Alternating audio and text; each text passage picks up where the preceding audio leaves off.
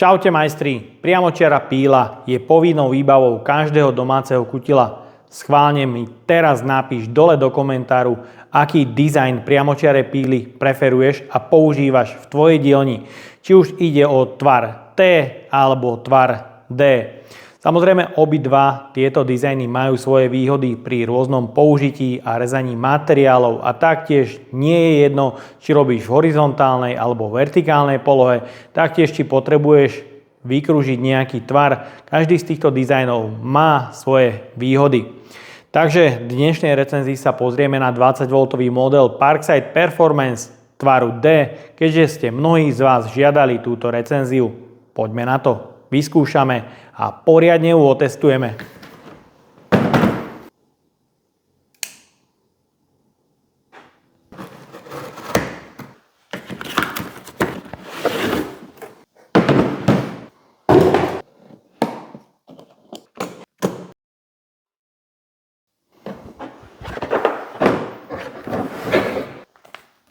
V balení nájdeme užívateľský manuál, priamočiaru pílu Parkside Performance s držaním tvaru D, dvakrát rezný plátok, jeden hrubší a tenší, obidva pre rezanie drevín. Tenší slúži na rezanie, ktoré chceš, aby bolo presnejšie, napríklad kruh, esičko a tak ďalej. A hrubší plátok samozrejme na hrubšie dreviny, ale aj hlavne priamy rez. Samozrejme v balení je aj paralelný doraz pre vedenie popri okraji, ktorý má aj ciferník. V kufriku môžeš vidieť dostatok priestoru pre uloženie píly už aj s predmontovanou kľudne 12 Ah batériou. Je tu ďalšie miesto pre použitie napríklad 4 Ah batérie. Nový dizajn bez problémov vôjde. No a samozrejme štandardná nabíjačka. No a kufrík bez problémov zavrieš.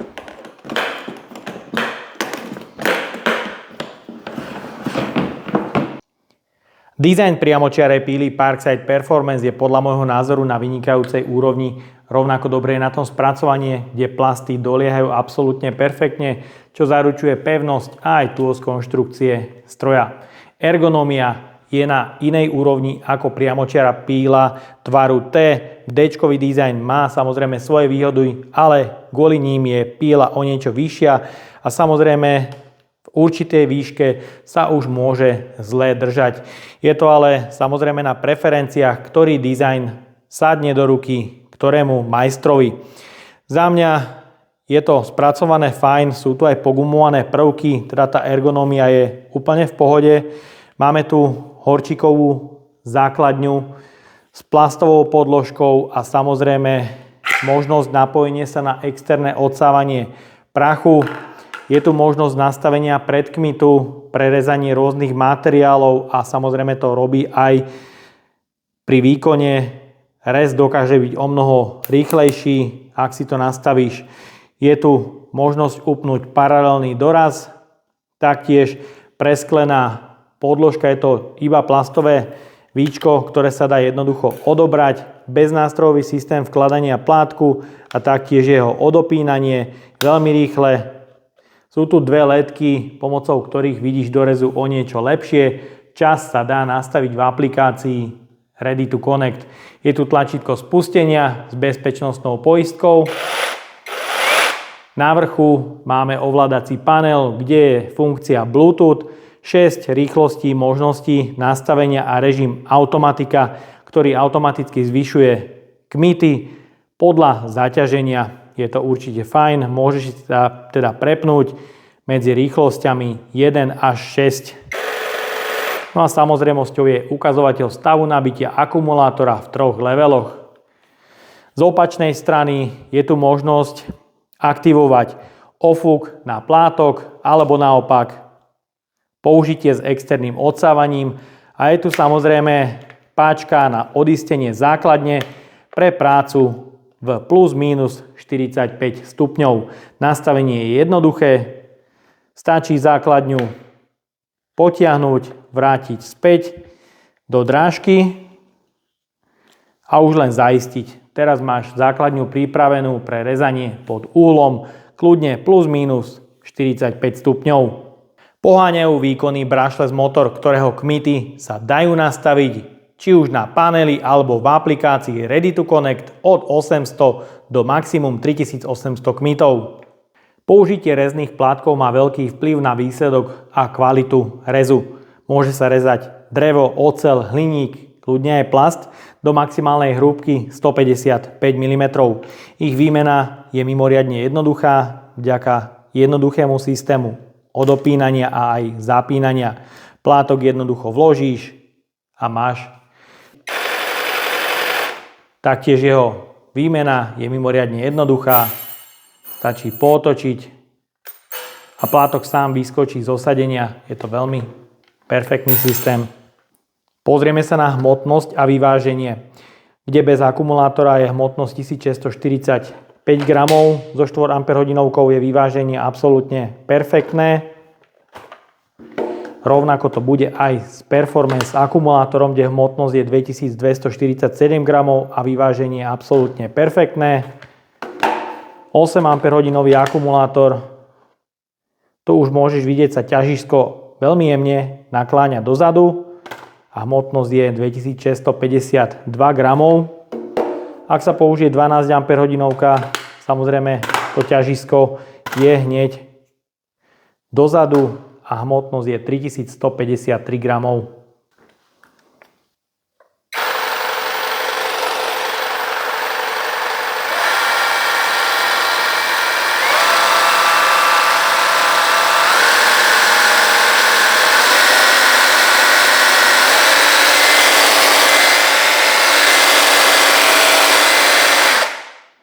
Hlučnosť bez zaťaženia je niekde okolo 90 dB.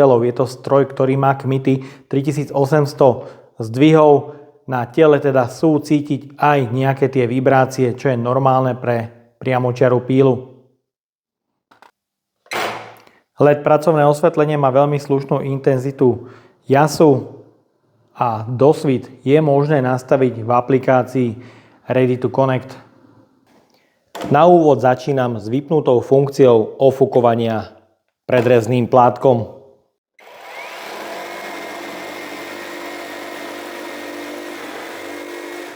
Môžeš vidieť, koľko pilín sa nahromadilo.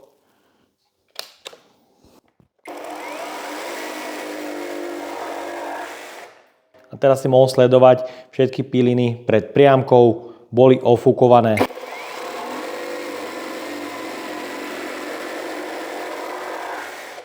Je to šikovná funkcia, preto vidíš do rezu o mnoho lepšie.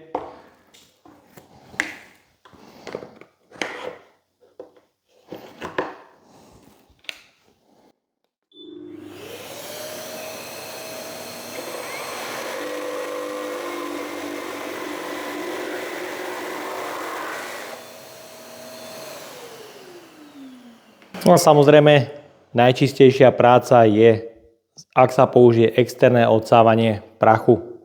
Pokračujem rezaním rýchlosti 1 až 6 s 8 Ah batériou a level predkmitu 0.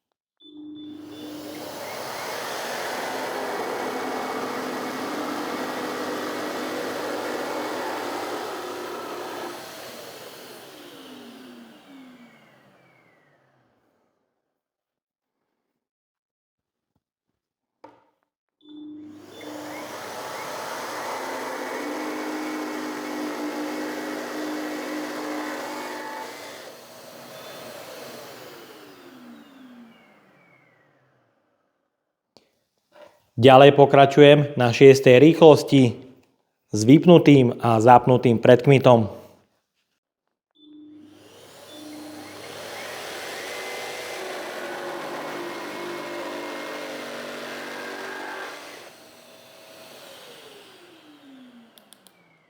Je tu vidieť veľký rozdiel v rýchlosti a samozrejme môže byť vidieť aj rozdiel v kvalite rezu. Ďalej pokračujem porovnaním maximálnej reznej rýchlosti na 6 pri použití rôznych akumulátorov od 4 až po 12 Ah.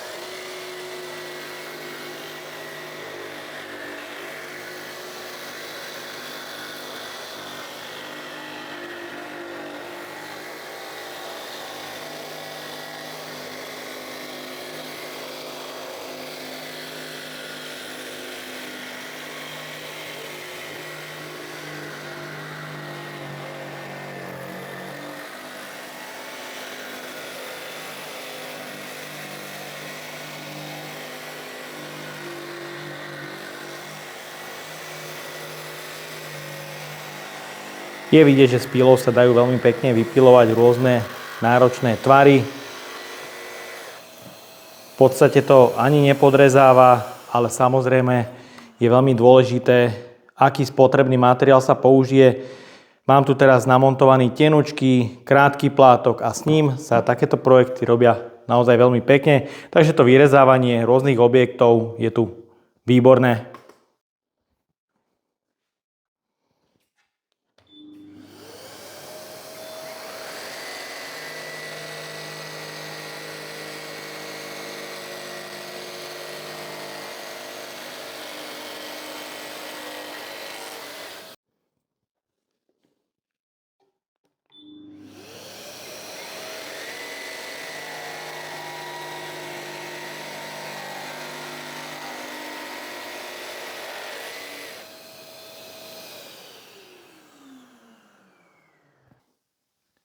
Pozrieme sa na rez a porovnáme si ho z obidvoch strán. Môžeš vidieť na ľavej strane použitý hrubší plátok. Rez je krásny, kolmý a pomerne čistý.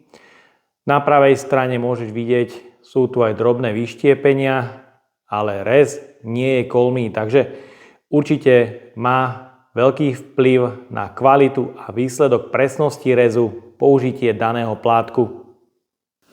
Ďalej sa pozrieme na rez pod uhlom 45 stupňov.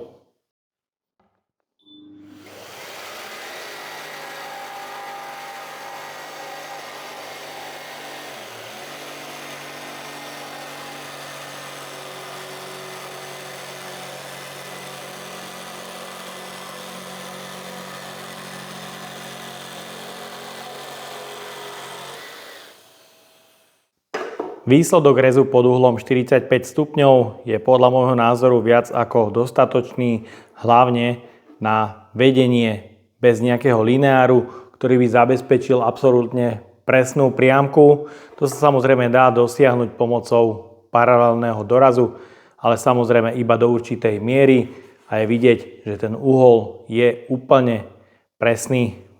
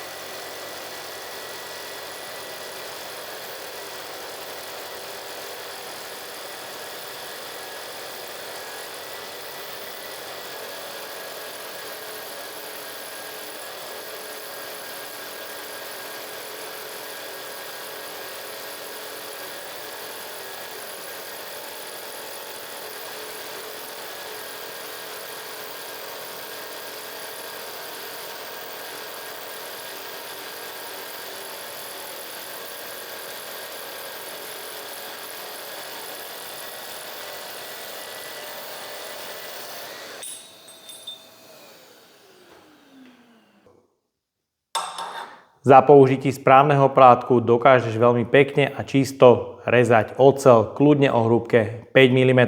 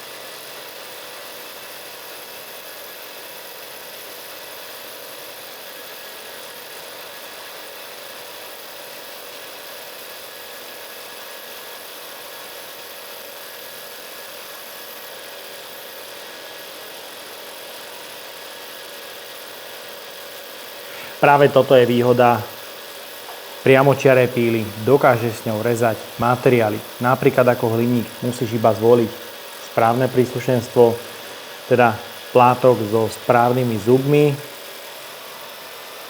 a ide bez problémov odrezať takto krásne čisto aj 15 mm hrubý hliník, čo si myslím, že v domácich podmienkach je absolútne perfektné, pretože prerezať takýto materiál, napríklad uhlovou brúskou, je veľký problém a taktiež je to problém rezať aj plazmovou rezačkou, takže z pohľadu univerzálnosti je priamočiara píla vynikajúca mašina, s ktorou dokážeš robiť rôzne materiály a samozrejme robiť rôzne tvary.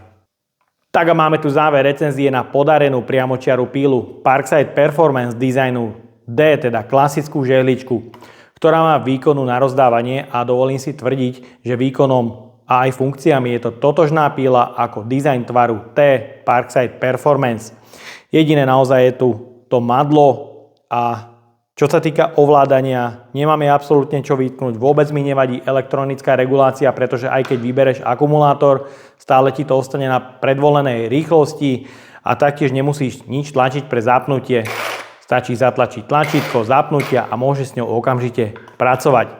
Vyskúšal som rez pod uhlom 45 stupňov, perfektné odsávanie, ofúkovanie, taktiež LED osvetlenie, nastavenie uhla 45 stupňov, výkon a aj predkmit na rôznych akumulátoroch od 4 do 12 Ah dokážeš robiť naozaj extrémne hrubé rezy aj kľudne 10 cm. Ja som vyskúšal aj hliník o hrúbke 15 mm a dokázala si s ním veľmi pekne poradiť. Samozrejme potrebuješ pri priamočiarej píle mysleť aj na spotrebný materiál, pretože toho je na trhu naozaj veľa a musíš zvoliť práve ten správny pre tvoj rez. Inak priamočiara píla môže naozaj aj rezať zle alebo nerezať vôbec. Ak by som použil nesprávny plátok napríklad na ten hliník, tak by to bolo vyslovene trápenie stroja. Takže na to bacha, aj keď skladáš plávajúcu podlahu, správny plátok je to kľúčové pre správnu funkcionalitu priamočiare píly.